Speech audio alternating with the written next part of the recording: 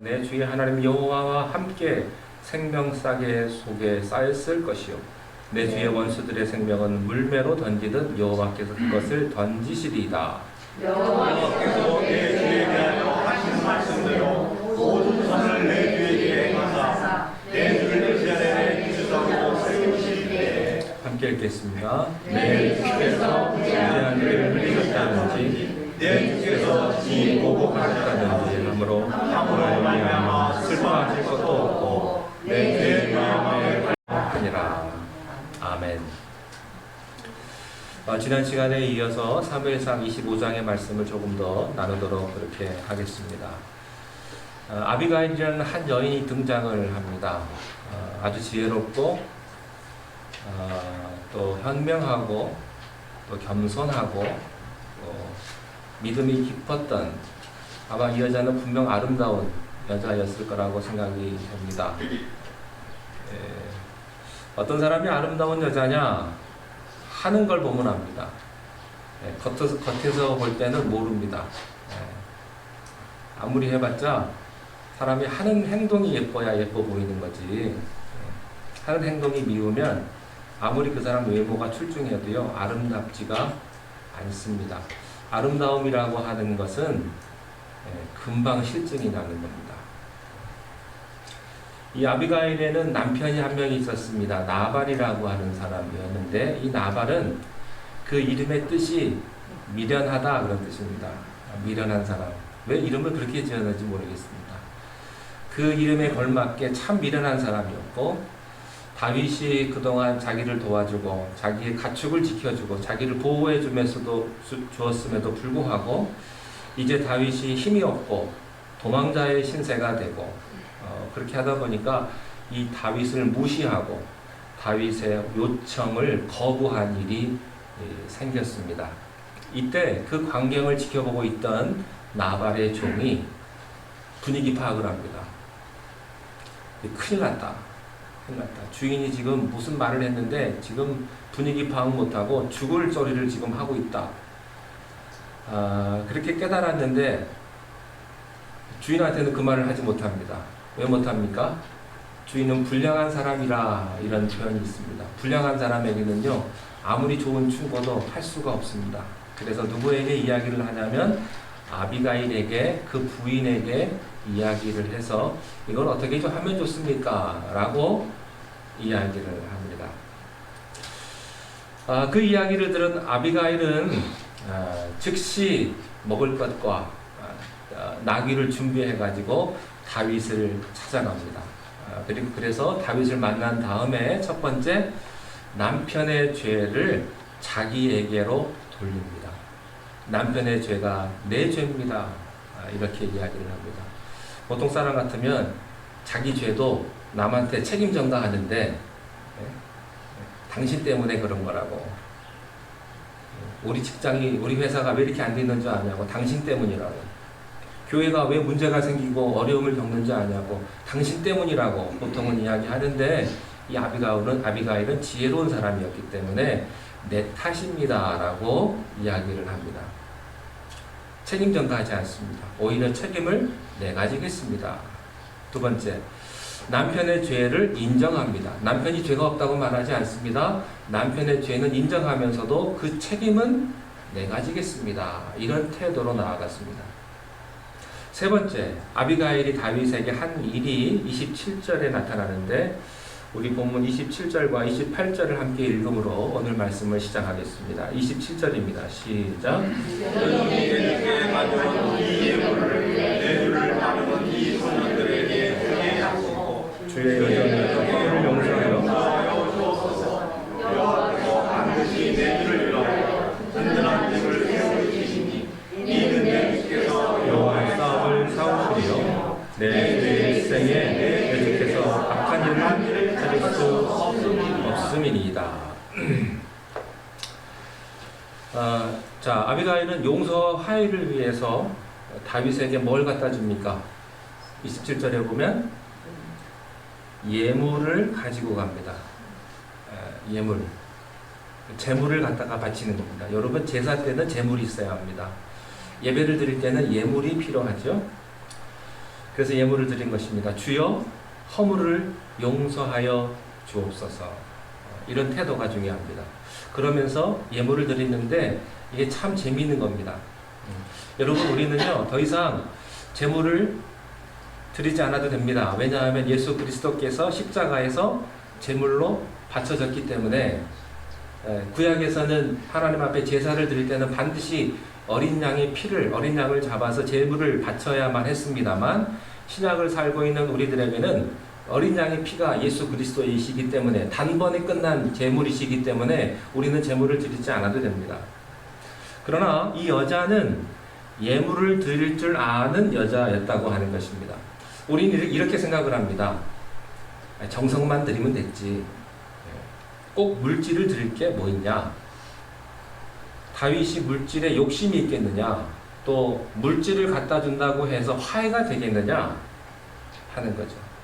그러나 아비가일은 예물로 화해를 청한 것을 볼 수가 있습니다. 예물 없었어도 다윗이 아비가일의 그 태도를 보고 용서했을 거예요. 근데 아비가일은 예물까지 준비해서 다윗에게 가지고 갔습니다.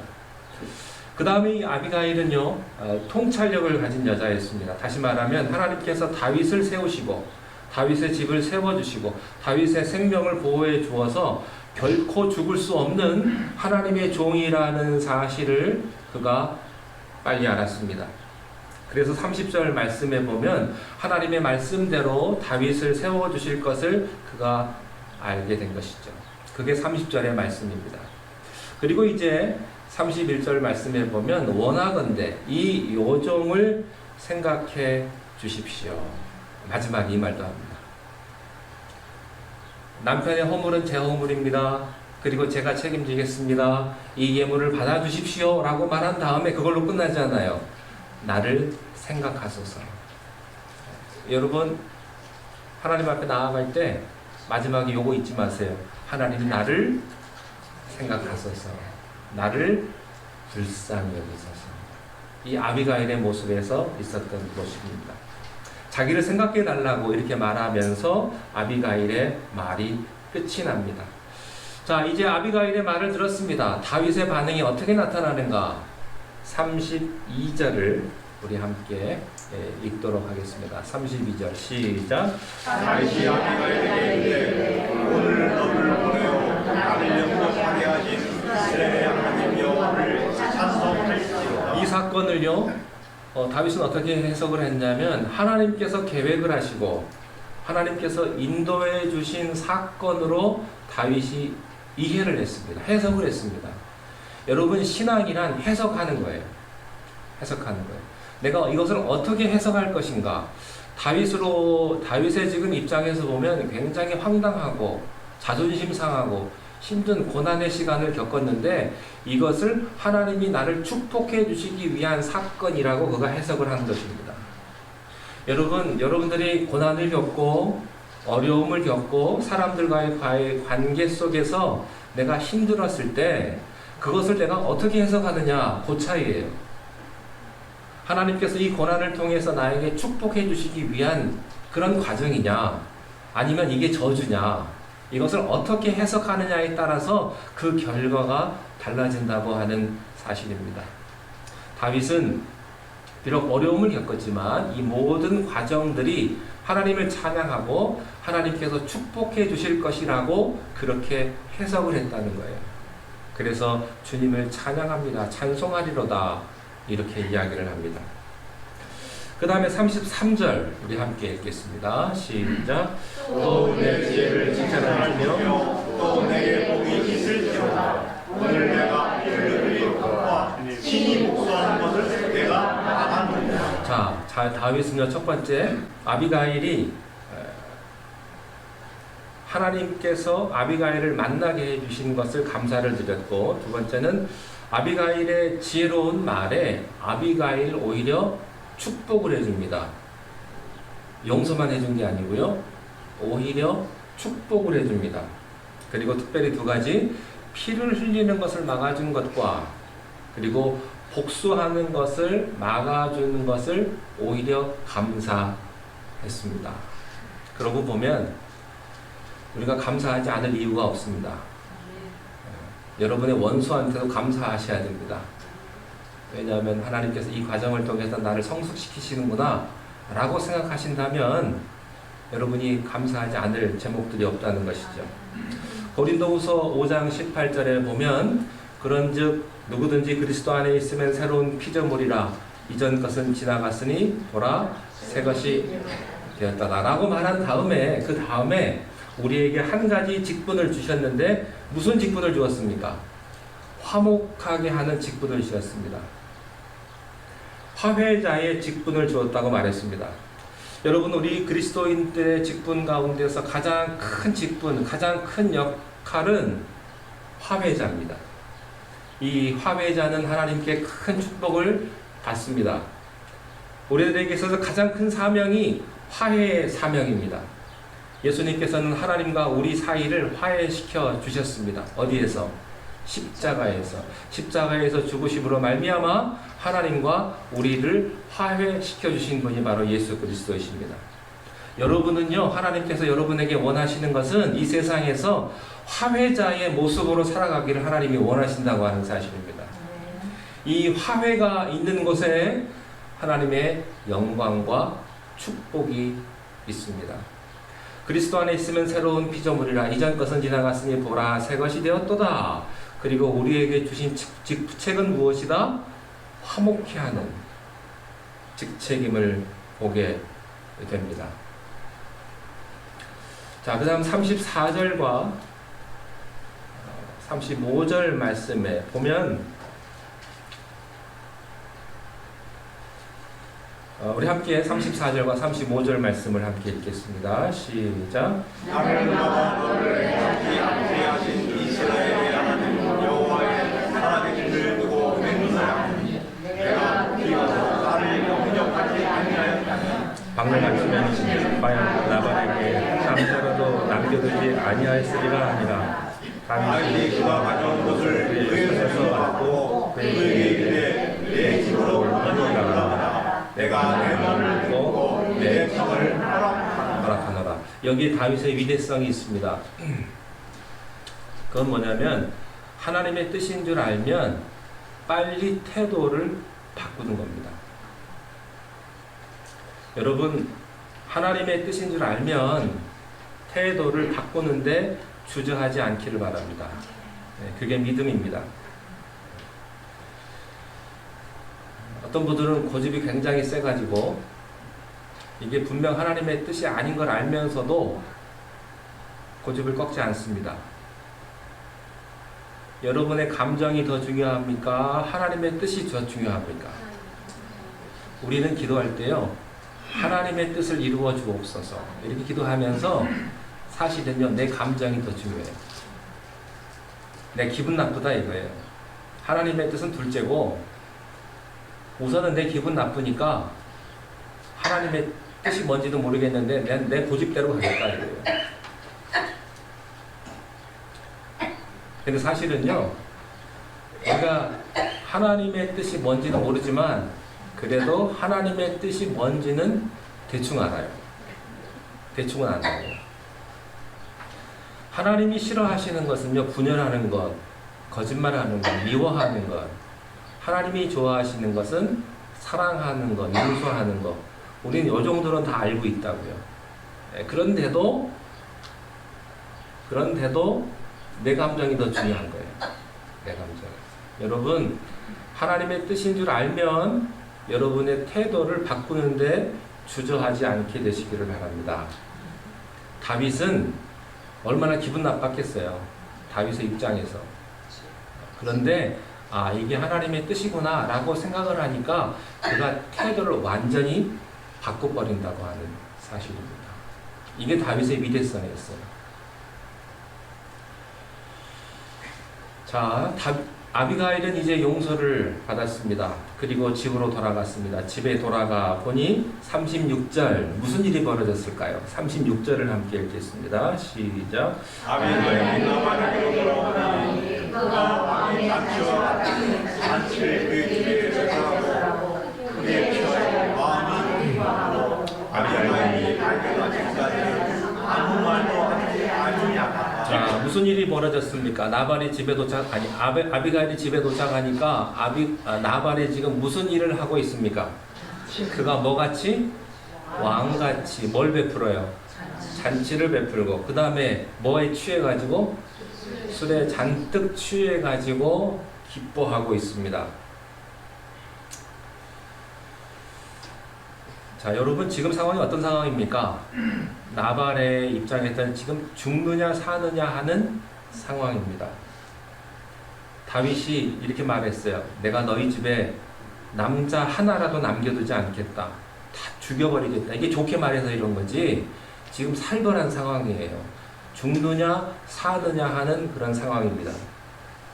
그 일 때문에 지금 부인이 얼마나 기가 막힌 곤욕을 치르고 고생을 하고 돌아왔습니까? 그런데도 나발은 뭐 하고 있습니까? 왕같이 잔치를 베풀고 기뻐하고 있다는 사실입니다. 요즘에 이런 사람 참 많아요. 지금 무슨 일이 벌어지고 있는지도 모르고 왔다 갔다 하는 그런 사람, 어리석은 사람들이 참 많습니다. 지금 어떤 형편인지 모르고 술 먹고 향락에 빠지고 도취되고 내가 돈 좀 있다고 그러고서 함부로 마음대로 사는 사람들이 있습니다. 나발 같은 사람입니다. 여러분 우리들은 정신을 차려야 합니다.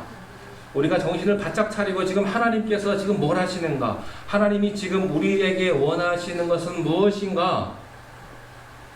라고 살아야 될 때도 불구하고 술 취하고 막 살면서 이렇게 좋은 세월이 어디 있냐고 이렇게 말하는 나발 같은 사람이 한 사람도 없게 되시기를 바랍니다.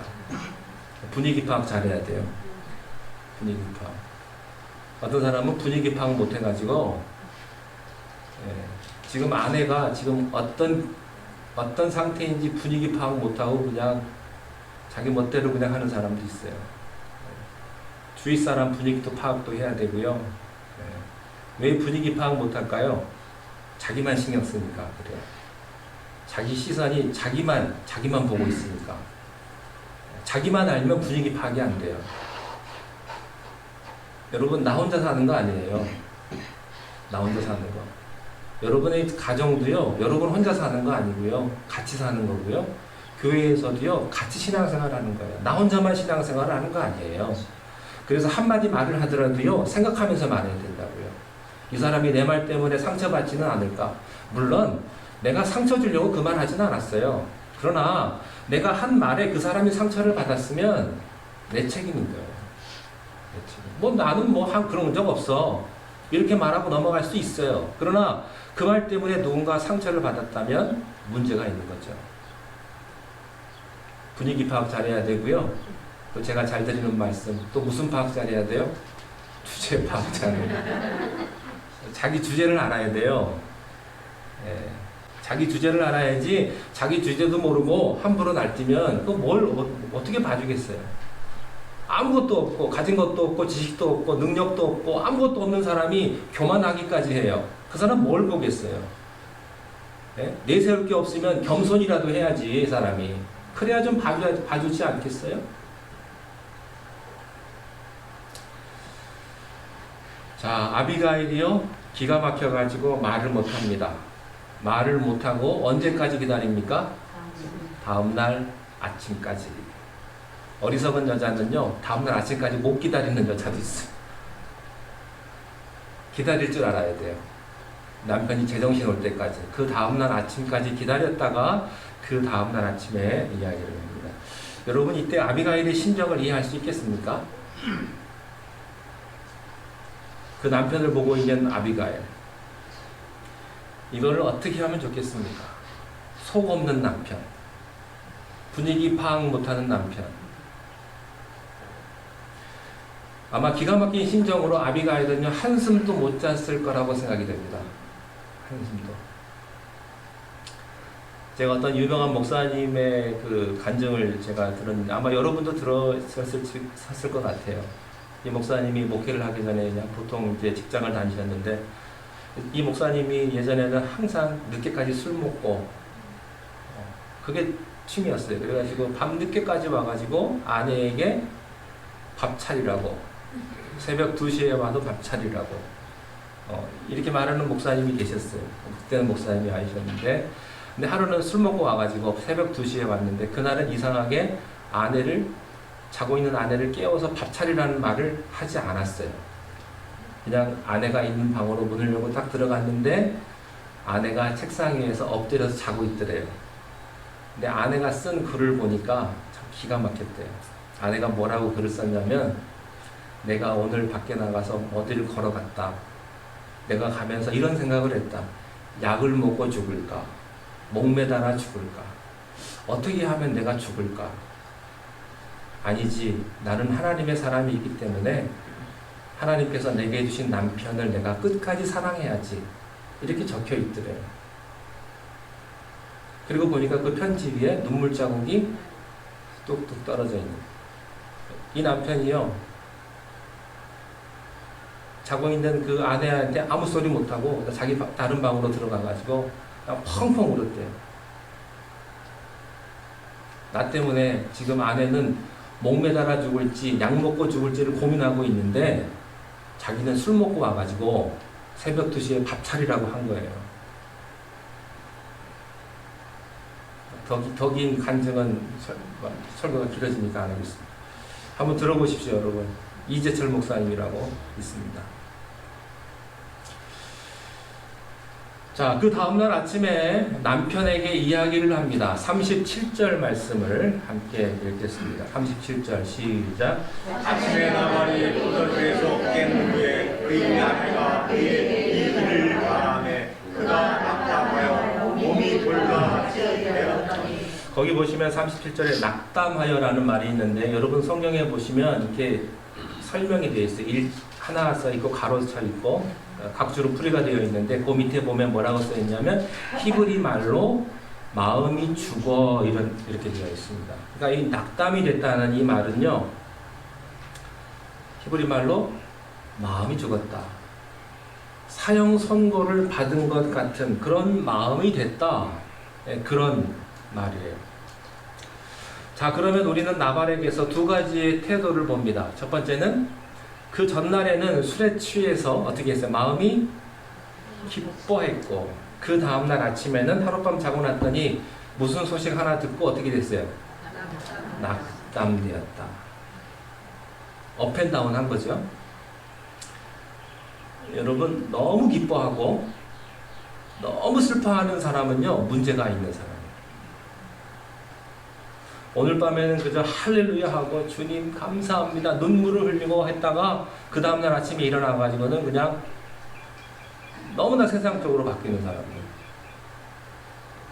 아침에는 코가 석자나 빠지고, 내가 오늘 왜 살지 그런 사람들. 아이고 못 살겠다. 이 왔다 갔다 하는 사람은 문제가 있는 거예요. 조울증. 어떤 때는 그 사람은 감을 잡을 수가 없어요. 좋을 때는 그냥 한없이 좋고, 싫을 때는 그냥 찬바람 쌩쌩 불고.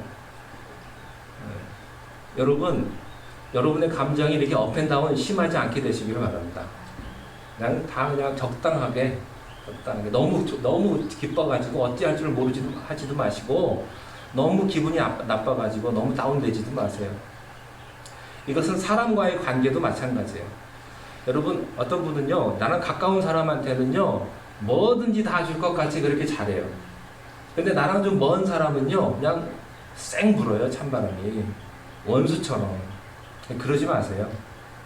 아무리 여러분 가까워도요, 그냥 적당하게 그냥 거리 유지하고, 아무리 나랑 안 친하고 나랑 먼 사람이라도 그냥 적당하게 유지하고, 그렇게 살아가시기 바랍니다. 교회에서는 그래야 돼요. 교회에서는 항상 나랑 같이 밥 먹는 사람, 항상 그 사람이랑 한번 밥 먹지 마시고, 한 번도 얘기하지 못한 사람이 있으면 그 사람한테 가서 얘기도 한마디 하시고.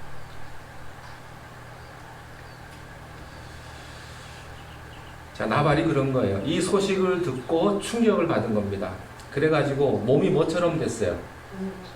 심장마비. 돌처럼 몸이 굳어버렸습니다. 그래가지고 열흘 동안을 그가 앓다가 그 다음에 죽었습니다. 여러분, 나발 같은 사람이 안 되시기를 서로 기도하십시다. 자, 이때 아비가일의 심정이 어땠을까? 그 다음에 39절 말씀을 마지막으로 보겠습니다. 39절 시작. 나만의 죽었다함을 다윗이 듣고 이르되 나만에게 당한 나의 모욕을 아파하니까 저도 악한 일을 하지 않게 하신 여호와를 찬송할지로다. 여호와께서 나만의 악행을 그의 머리에 돌리셨도다 하니라. 다윗이 아비가일을 자기 아내로 삼으려고 사람을 보내고 그에게 말하고 하네. 자, 드디어 다윗이 깨달은 거예요. 하나님께서 내가 그 사람을 죽일 뻔했는데 그렇다면 그 죄가 누구에게 와요? 나에게 오는데 평생 그것 때문에 양심의 가책을 받게 되는데 누가 한다? 하나님이 하신다. 사랑하는 여러분, 하나님이 정의이심을 믿으십시오. 하나님이 하십니다. 네, 역사를 주관하시는 분이십니다. 우리 하나님은요, 주무시는 분도 아니시고요, 조시는 분도 아니세요. 하나님이 살아계신 분이라는 사실을 믿으십시오. 그리고 부탁드립니다. 여러분이 죄짓지 않게 되시기를 바랍니다. 내가 화내고 소리 지를 거 없어요. 기도가 능력입니다. 하나님의 선을 믿으십시오. 하나님의 정의를 믿으세요. 그리고 기다려야 합니다. 내가 하면 피곤합니다. 그러나 하나님이 하면 쉽습니다. 그 사람을 어떻게 고치냐면요, 하나님이 그 사람 만들었거든요. 그러니까 고칠 수 있는 분은 하나님밖에 없어요. 내가 절대 그 사람 못 고칩니다. 하나님이 고칩니다.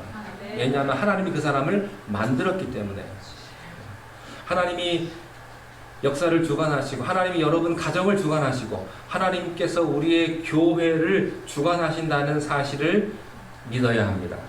절대 내가 인위적으로 해가지고 이런 생각은 아예 하지 않게 되시기를 바랍니다. 가만 놔두면 하나님이 하세요. 내가 하면요, 자존심의 상처를 받아요. 그러나 하나님이 하시면 자존심의 상처를 안 받습니다. 하나님이 움직이면 은혜가 되는 거예요. 자, 그런데 이 39절 마지막에 보니까 다윗이 아비가일을 자기 아내로 삼으려고 사람을 보냈다. 잘 나가다가 이걸 보고 신약시대에 사는 우리들은 갈등이 좀 있어요. 아니 그러면 아비라고 결혼하려고 이랬냐? 이 스토리가 나오냐? 하는 겁니다. 실제로 그렇게 누가 비판하는 사람이 있었어요. 여러분 그렇게 해석하지 않게 되시기를 바랍니다. 다윗의 눈으로 볼 때는 참 이 아비가일이 하나님의 사람이다 라는 것을 느꼈다고 하는 거예요. 구약시대에는 도덕적인 수준이 낮았기 때문에 일부 다처주의의 세계관을 가지고 있었습니다. 그리고 일부 일처, 이혼을 금하고 결혼의 신성을 이야기하는 게 언제 처음이냐면요, 예수님 때문입니다. 예수님. 그리고 예수님 당시만 해도 여자를 인격적으로 대해 주신 것이 예수님이 처음이셨습니다. 그래서 예수님이 창녀를 만나 주신 거는요, 이건 기적 중의 기적이에요. 그 당시 세계관으로는 도저히 이해할 수 없는 그런 행동을 예수님이 하신 겁니다. 여러분 플라톤의 국가론을 보십시오. 여자를 어떻게 취급했나? 숫자로도 취급하지 않았습니다. 그래서 의논의 대상도 되지 않았던 게 여자였습니다. 그 당시 세계관이 그 정도였어요.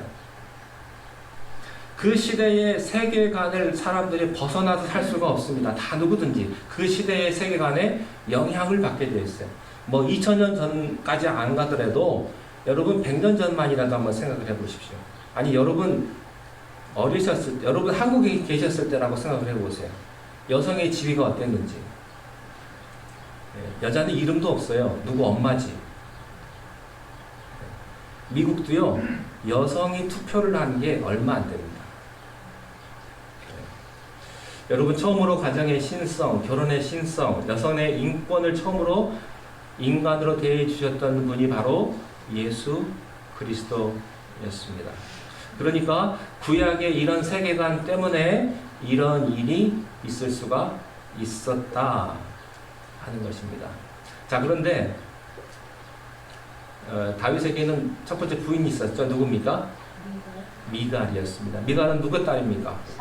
사울의 딸입니다. 그런데 사울 왕이 자기의 딸을 다윗에게 뺏어가지고 다른 사람에게 줘버립니다. 네. 그것이 44절에 있어요. 44절. 제가 읽어드리겠습니다. 사울이 그의 딸 다윗의 아내 미갈을 갈림에 사는 라이스의 아들 발디에게 주었더라. 그러니까 여자는 자기 생각도 말할 수 없고 그냥 이 남자한테 줬다가 저 남자한테 줬다가 물건이에요, 물건.